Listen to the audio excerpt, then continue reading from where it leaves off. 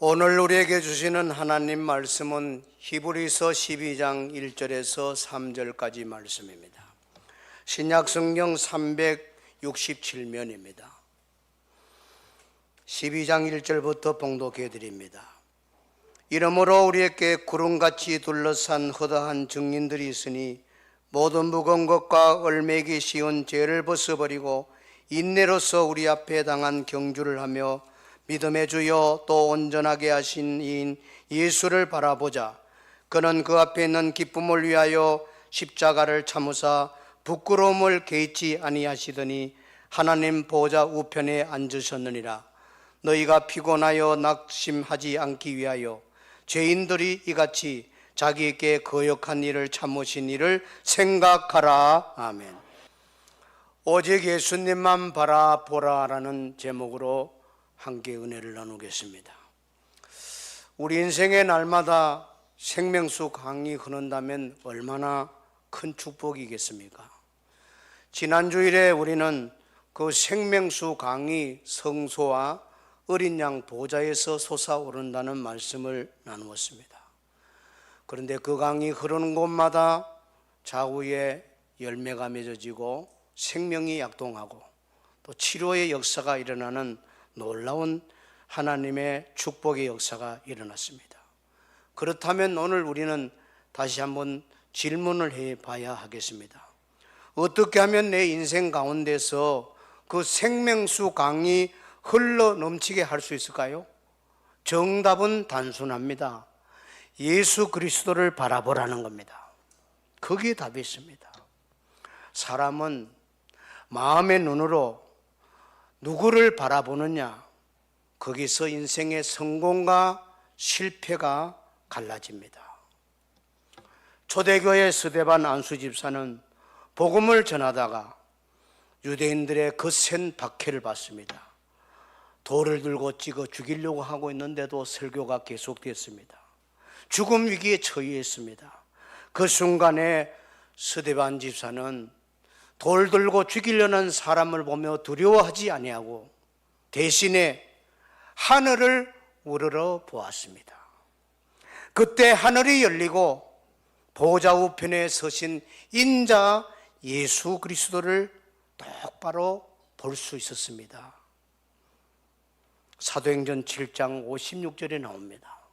보라, 하늘이 열리고 인자가 하나님 우편에 서신 것을 보노라. 인자라는 단어, 이것은요 히브리적 배경으로 이 뜻을 알아야 되는데 벤 아담이라는 단어가 인자라고 발전이 되는데 아담의 아들이라는 거죠. 사람의 아들. 예수님이 스스로 항상 나는 인자라고 그럴 때에 그저 사람이라는 뜻에만 우리가 멈추면 안 됩니다. 예수님의 이 인자라는 칭호는 예수님 칭호 중에 가장 신비롭고 높은 의미를 담고 있습니다. 인자의 언어적 뜻은 세 가지가 있어요. 고난받는 인자. 우리 대신 고난받았잖아요. 또 예수님은 구원하는 인자입니다. 잃어버린 자를 찾아 이 세상에 왔다고. 그리고 심판하는 인자입니다. 마태복음 25장 13절이 나옵니다. 예수님이 재림하는 날에는 모든 인류가 어린 양 예수 앞에, 인자 앞에 심판대 서야 됩니다. 스데반은 그 순교 직전에 인자 대신 예수님이 보좌에 일어서는 장면을 봤어요. 성경에 인자 예수님을 눈으로 본 사람은 스데반밖에 없습니다.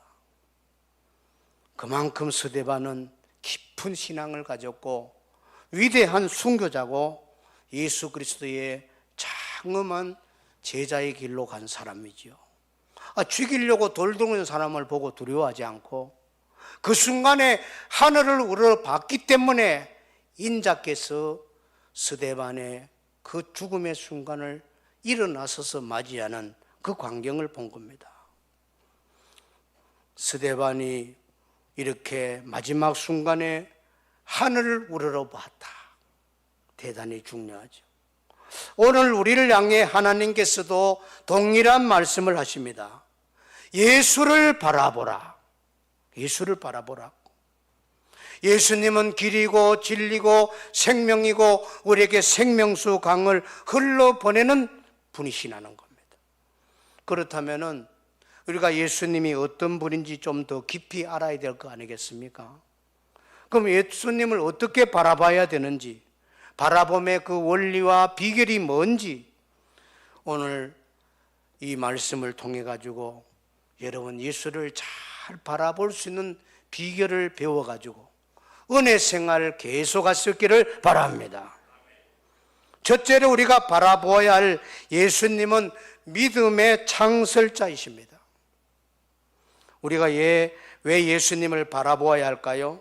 그 중요한 이유가 본문 2절에 있습니다. 예수님은 어떤 분이라고 했습니까? 믿음의 주요 또 온전하게 하시는 이인 예수를 바라보자 그랬어요.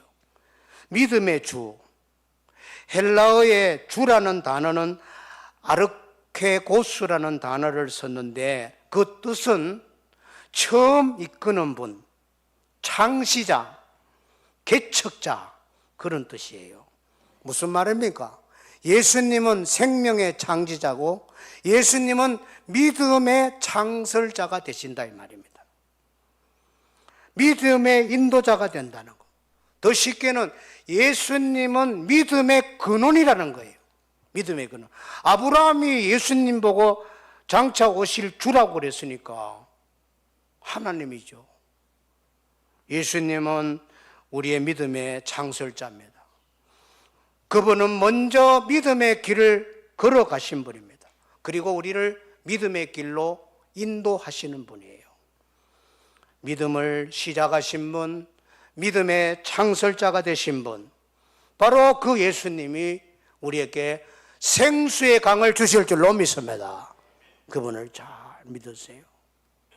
그리고 우리가 예수님을 바라봐야 될 이유는 믿음의 경주를 완성하신 분이에요. 본문에 온전하게 하시는 이라는 말을 썼잖아요. 이 단어 뜻은 직역하면 완주하다, 완성하다 이 말이에요. 우리 예수님은 이 믿음의 경주를 시작만 하신 분이 아니고 이 믿음의 경주를 끝까지 완주하신 분이에요. 완주하신 분. 마라톤이 42.195잖아요. 105리란 말이에요. 쉬지 않고. 완주한 분 있어요? 예. 이 가운데 한 분도 없나요? 완주해 본 분. 105리를 쉬지 않고 달린 분. 2시간 한 30분 달려야 돼요. 기록자는 2시간 8분 되죠. 쉽지 않았습니다. 2시간을 뛰어야 되니까. 완주하는 게 쉽지 않아요. 여러분 105리도 완주 일생 동안 못 해보는데 우리 예수님은 믿음을 완주하신 분이에요. 끝까지 가신 분이에요. 우리 보고 믿음으로 달려가라고만 말씀하는 분이 아니고 예수님 자신이 믿음의 창설자고 믿음을 완주하신 분입니다. 할렐루야. 그래서 우리는 예수님을 날마다 바라봐야 돼요. 그래야 여러분이 믿음의 길을 잘 갈 수가 있습니다. 예수님은 우리가 쓰러질 때마다 일으켜주고 약할 때마다 강하게 해줍니다. 깨어진 부분을 사매어 주시고 찢어진 부분은 묶어주시고 병든 부분은 건강하게 해주시는 분, 믿음의 주입니다. 예수를 바라본다는 것은 단순히 관망하거나 구경하는 수준이 아니에요. 곁눈 팔지 말고 목표물을 응시하는 걸 말합니다.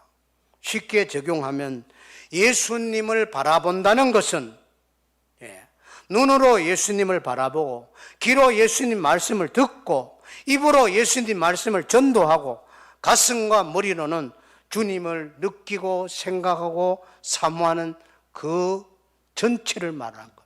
그걸 전인격적인 하나님을 바라본다. 주님을 앙망한다. 그런 말이에요. 여러분 전인격적으로 예수님을 바라보기를 축원합니다. 그래서 예수님을 사모하고 기도하면서 주의 음성도 들으시고 설교할 때 어느 부분은 정말 내가 들어야 될 말씀이래. 주님께 꼭 집어서 내게 주는 말씀이네. 어머니가 아들에게 딸에게 숟가락으로 입에 떠먹이듯이 설교할 때 잘 귀 기울여 들으면 어떤 부분은 꼭 그와 같은 말씀으로 탁 와닿는단 말이에요. 그렇게 말씀을 주시면서 우리를 선한 길로, 믿음의 길로, 더 풍성한 축복으로 치료해서 강건한 길로 걸어가도록 인도하시는 믿음의 주님인 줄로 믿으시길 바랍니다. 예수님을 바라보다가 위대한 인물로 변화된 사람이 있어요. 찰스 스펄전이라고 190년 전 인물이죠. 1834년 영국에서 태어났어요. 어렸을 때부터 경건한 믿음의 가정에서 자라납니다. 그러나 그가 이제 청소년기 됐을 때는 죄책감과 구원의 확신이 없어요. 기쁨이 사라져 버렸어요. 교회 가도 무덤덤하고 감동도 못 받고. 그러다가 1850년 1월 겨울날 주일 아침에 15살 소년 스펄전이 교회를 가려고 하는데 너무 눈보라가 세게 불어닥쳐서 가까운 작은 감리교 예배당에 들어갔어요. 그날따라 설교자도 눈이 많이 와서 못 온 것 같아요. 그래서 평신도 집사가 대신 강단에 올라서서 설교를 하는데 말 솜씨도 영 부족합니다. 더듬거려요. 그런데 본문은 이사야서 45장 22절이었어요. 땅끝의 모든 백성아 나를 바라보라. 그리하면 구원을 얻으리라. 나는 하나님이라 다른 이가 없느니라. 이 본문을 읽어놓고 이 집사님이 설교를 자꾸 이어가지 못하고 지금 바라보세요, 바라보세요. 예수님을 바라보세요. 그분께 시선을 고정시키세요. 바라보면 구원을 얻습니다. 계속 외치는데 그 말씀에 스펄전이 그 순간에 마음에 모든 의심이 사라져요. 눈에 비늘이 벗겨지듯이 눈이 열리고 마치 하늘이 열려가지고 햇빛이 쏟아지는 듯한 예수님의 십자가 복음이 막 가슴 속에 파고 들어오는 거예요. 가슴이 뜨거워졌어요. 그래서 스펄전은 15살에 중학교 2학년 나이에 그때 회심한 거예요. 여러분, 예수를 자꾸 바라보라는 순간에 성령이 역사해가지고 진짜 예수님을 뜨겁게 만나는 회심하는 사건이 일어납니다. 나중에 스펄전이 그날을 회상하면서 이렇게 썼어요. 그날 나는 예수님을 바라보았다. 바라보는 그 순간 내 마음의 짐이 다 벗겨지고 구원의 확신이 임했다. 바라보니 나는 살았고 바라보니 나는 구원받았다. 이 사건이 바로 스펄전의 회심 체험 사건이라 그래요. 그 위에 성령 충만한 스펄전은 1년 지나가지고 변화돼가지고 더 능력이 있어가지고 16살에 첫 강단에서 설교하는 사람이 돼요. 몇 살에? 16살. 중학교 3학년 때 설교했다니까. 세계적인 사람이지. 16살에. 얼마나 설교를 성령 충만하게 능력 있게 하는지 막 꼬꾸라지고 회개하고 놀라운 변화가 일어나는 거예요. 사람이 막 몰려오는 거예요. 그래서 19살에 고등학교 3학년 나이에 런던의 뉴파크 스트리트라는 교회의 담임 목사로 청빙을 받습니다. 좀 아멘을 해보세요. 이렇게 좋은 축복이 아멘이면 여러분 자녀도 손자도 그렇게 될 줄로 믿으세요. 아멘을 어디다 합니까? 여러분 이만신 목사님 어머니가 저 신하는 섬에 살았잖아요. 거기서 부흥회인데 그 당시 한국의 무디라는 이승목 목사님 오셨거든. 저는 이승목 목사를 못 봤어요. 아쉽지. 돌아가신 뒤에 시대니까. 이성문 목사님하고 설교하는데 얼마나 설교가 능력이 합니까? 위대한 분이잖아요. 한국 도자기의 장인어른이라고 설명했지요, 그때. 이성문 목사님의 붕해를 듣고 이만신 어머니가 얼마나 감동을 받고 감동을 받아가지고 기도를 하기를, 하나님, 내가 남편을 믿음의 사람 못 만나서 이렇게 어렵게 사는데 복을 주셔서 내 아들을 이성봉 목사님 같은 사람으로 주의 종으로 주여 축복해 주세요.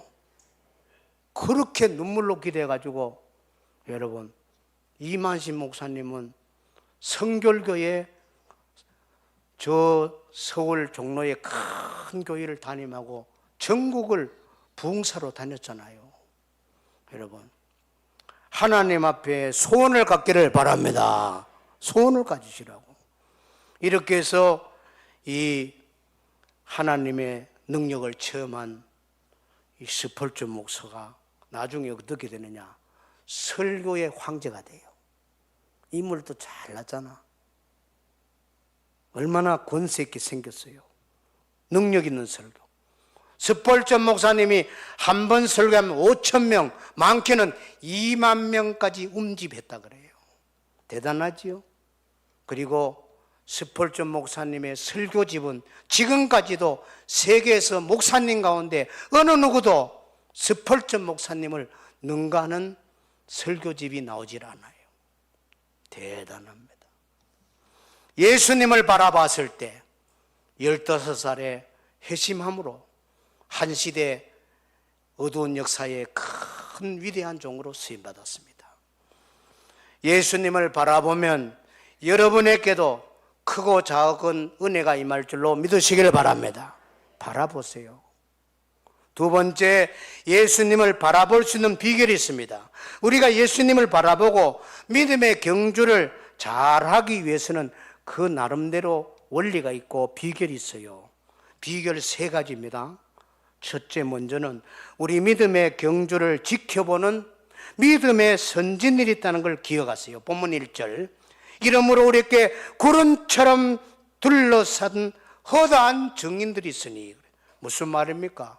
우리가 지금 세상에서 믿음을 지키려고 오늘 또 주일날 교회 예배드리러 왔는데, 하늘에 모든 아브람, 모든 야곱, 이삭, 이사야, 다윗, 많은 성경의 위대한 인물들이 하늘에서 우리 지켜보고 있다는 거, 응원하고 있다는 거. 믿음의 길을 잘 걸어가라고. 마치 경기장에 운집한 관중들처럼, 하늘의 구름처럼 믿음의 선진들이 우리를 지켜보고 잘하라, 힘내라고 박수치고 응원하고 있다는 거 아닙니까? 여러분, 낙심하지 마세요. 제일 중요한 것은 믿음 경주의 목표는 예수 그리스도입니다. 주님을 바라보고 선진들이 하늘에 구름처럼 우겨서서 우리를 응원하고 있음을 믿으시길 바랍니다. 믿음 생활 잘 하시기 바랍니다. 또 한 가지는 모든 무거운 짐과 얼매기 쉬운 죄를 벗어버리고 예수님을 바라보아야 합니다. 본문 다시 보세요. 모든 무거운 것과 얼매기 쉬운 죄를 벗어버려라. 여러분, 운동장의 선수는 잠바 입고 뛰는 사람 없지요? 다 가벼운 옷을 런닝구로, 팬트로, 유니폼을 입고 가볍게. 자, 믿음의 경주를 하려면 2가지예요. 무거운 짐을 벗어버리고 얼매기 쉬운 죄를 벗어버리라. 그럼 무거운 짐은 뭡니까? 무거운 짐은 안 해도 될 염려, 걱정, 무절제한 생활, 현실에 집착해서 그냥 돈만 추구하는 그런 생각들, 그게 다 여러분이 믿음 생활에 치명적인 장애물이 돼요. 지금도 예배 드리는 사람 가운데는 딴 생각하는 사람이 있을 거예요. 딴 생각, 휴대폰으로 문자를 보낸다든지, 빨리 마치고 누구 만나서 식당을 어디 가지, 그런 생각을 하고 있다든지, 그게 다 무거운 짐이에요. 그러면 하나님 은혜를 못 받지. 그러면 얼매기 쉬운 죄는 뭡니까? 얼매이다는 말은 원어의 본 뜻을 보면 둘러싸다는 거예요. 나를 둘러싸고 있는 죄가 뭡니까? 이것은 악한 습관들, 불신앙이죠.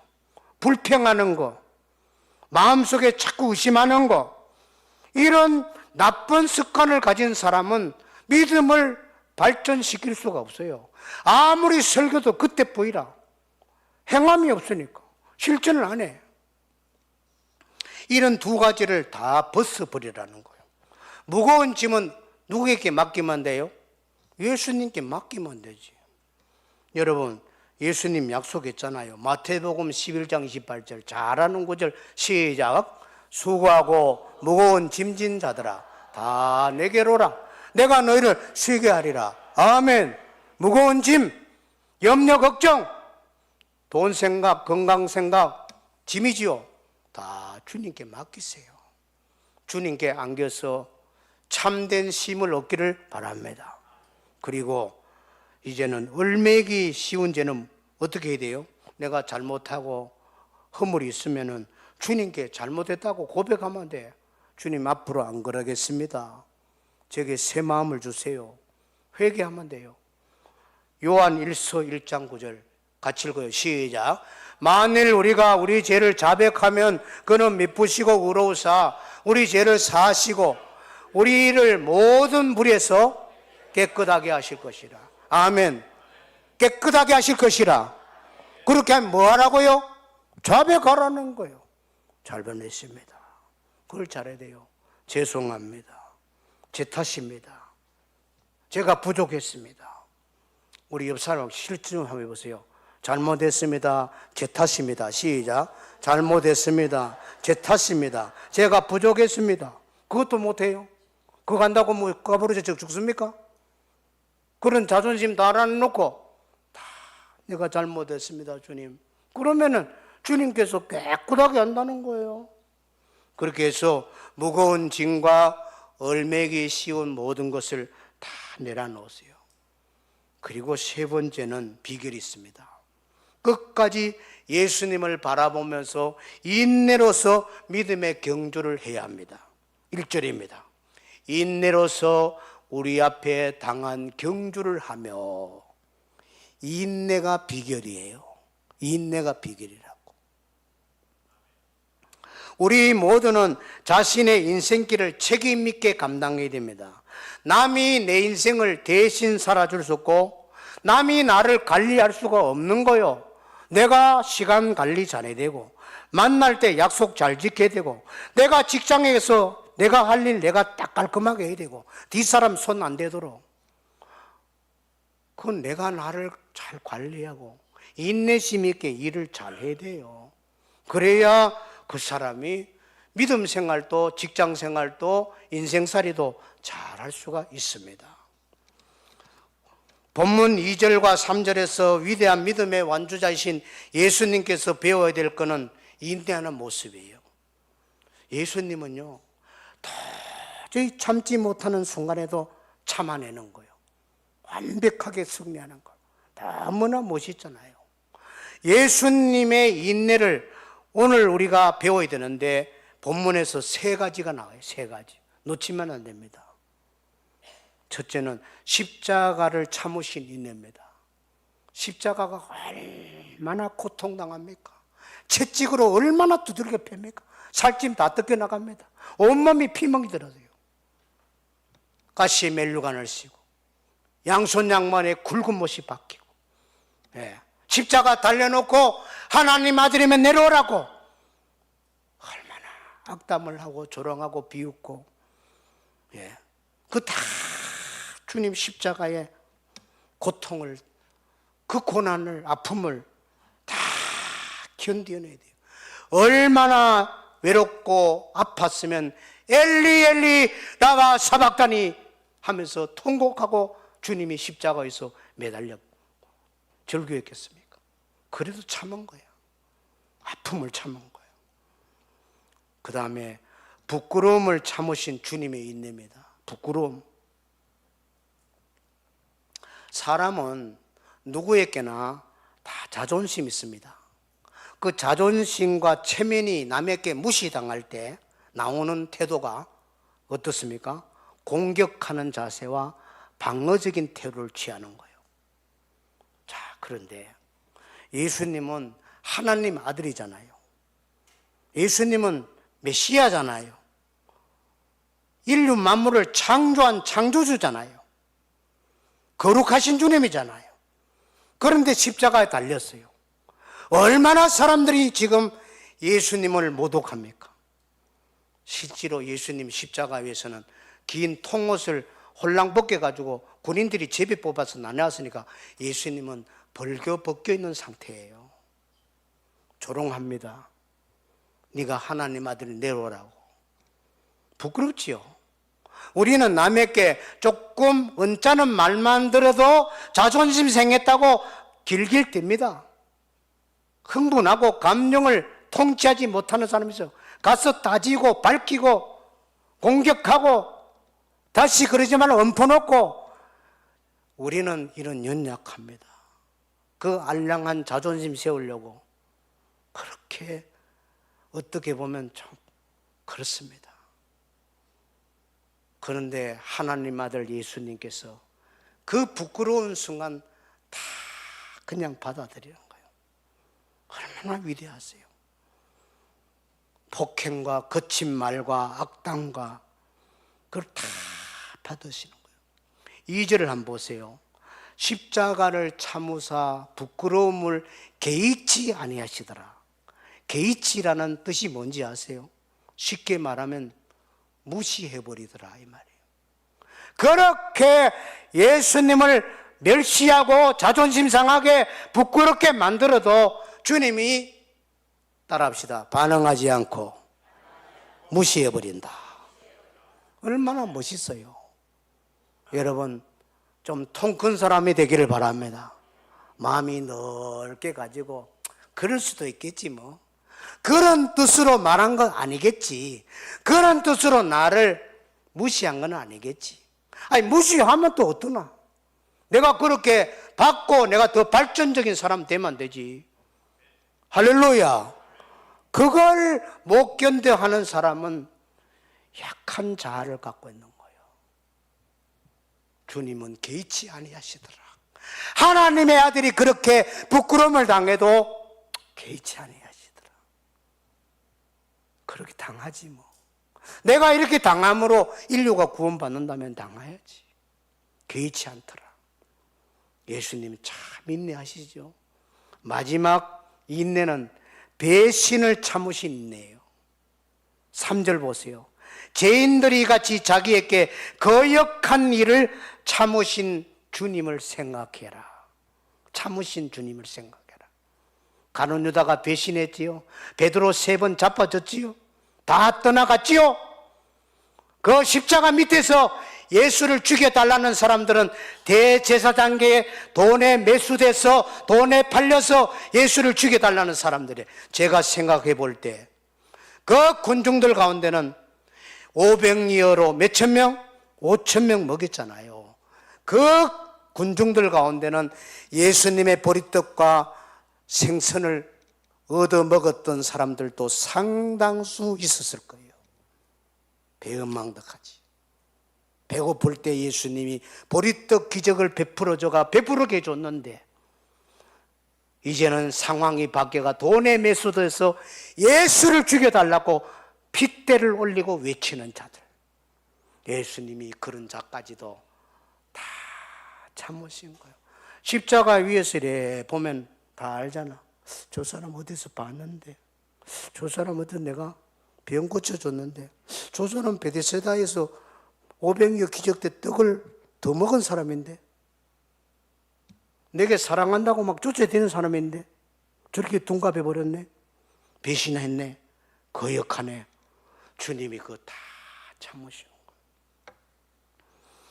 여러분, 예수 그리스도를 바라보는 사람에게는 여러분 놀라운 축복이 있습니다. 그 축복이 뭔지 아세요? 예수님이 참으셨기 때문에 부활 승리하셨습니다. 할렐루야.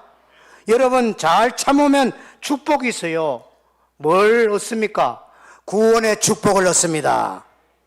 주님 약속합니다. 끝까지 견디는 자는 구원을 얻으리라. 얼마나 귀한 말씀이에요. 끝까지 삼으세요. 끝까지 믿음을 완주하는 여러분 되기를 바랍니다. 그리고 주님을 계속 바라보면 주님의 형상을 닮아요. 예수 닮아간다니까요. 고린도후서 3장 18절 주님의 영광을 바라봅니다. 이렇게 해서 우리는 주님과 같은 모습으로 변하여 점점 더 큰 영광에 이르게 됩니다. 이게 가장 축복 아닙니까? 실제적인 축복이에요. 예수를 50년 믿었습니다. 50년 믿었으면 1년 믿은 사람보다 훨씬 더 예수를 닮아가야 되는지요. 예수를 더 닮아가는, 세월이 흘러갈수록 더 깊이 예수님을 닮아가는 여러분 되기를 축복합니다. 예수님을 닮아가는 변화를 받아야 돼요. 그리고 마지막 예수님처럼 잘 참고 인내하면 무슨 복이 온지 알아요? 오래 참으면은 주님께서, 하나님께서 세임을 줍니다. 세임. 이사야서 40장 31절 한번 읽어보세요. 여기 앙망 바라보라는 자는, 바라보면 뭐는 나와요? 시작. 오직 여호와를 앙망하는 자는 세임을 얻으리니 독수리의 날개침에 올라간 것 같을 것이요 다른 박질하여도 곤비치 아니하겠고 걸어가도 피곤치 아니하리로다. 할렐루야. 여호와를 앙망하는 자는, 인내하면서 주님을 바라보는 자는 세임을 얻습니다. 세임 얻기를 축복합니다. 직장에 가도 세임 얻어가 아이디어가 팍팍 나와야 돼. 그러면은 다 좋아하는 거예요. 저 사람 저런 생각이 나오지. 교회 다닌다며. 어이구 집사님이라며. 안수 집사님이네. 역시 다르네. 일머리 잘 트네. 대단한 사람이네. 저 사람은 지칠 줄 몰라. 농땡이를 안 부르네. 야, 참 성실해. 하나님 영광 받을 줄로 믿습니다. 세임을 얻으세요. 세임을. 하나님 바라보면 세임 얻습니다. 세 번째, 예수님은 우리가 영원히 닮아가야 될 분이기 때문에 계속 바라봐야 돼요. 중세시대 어느 수도원의 한 제자가 늘 기도하기를, 하나님, 저는 예수님 꼭 닮고 싶은 게 소원입니다. 날마다 그 기도해요. 간절히 기도합니다. 겨울날 스승과 함께 지금 눈 덮인 그 산길을 넘어가는데 스승님이 앞서가면서 제자보고 하는 말이 있어요. 여보게, 자네 지금 눈길을 걷는데 내가 먼저 가는 그 발에 자네 발을 같이 포개면서 따라와 보게. 왜 저렇게 가르치지? 그리고 스승님이 계속 밟고 눈길을 헤쳐나가면서 자기는 스승님 밟은 길만 가면 돼. 오른발, 왼발, 왼발. 그러면서 깨달은 게 나온 거라. 스승님이 이렇게 하는 이유를 알았구나. 내가 그동안 오랫동안 기도하고 소원했던 걸 이제서야 알았구나.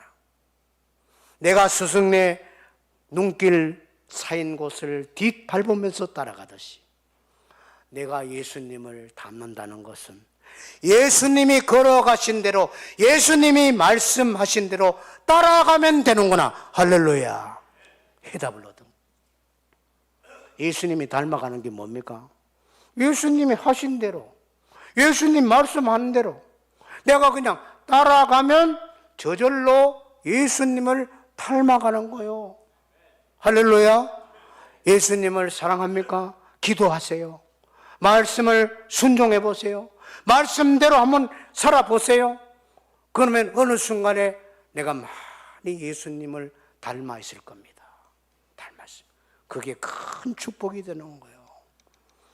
우리가 영원히 닮아야 될 우리 주님은 지금 하나님 보좌 우편에 계십니다. 본문 2절 보세요. 하나님 보좌 우편에 앉으셨느니라. 주님은 지금도 살아계셔서 우리의 예배를 받으시고 우리를 지켜보시고 하나님 보좌 우편에서 우리를 끊임없이 도와주세요. 우리를 인도하십니다. 승리하시라고. 그리고 주님이 때가 되면 재림하셔서 우리를 영원한 천국으로 인도할 거예요. 사랑하는 여러분, 기억하세요. 주님을 잘 따라가세요.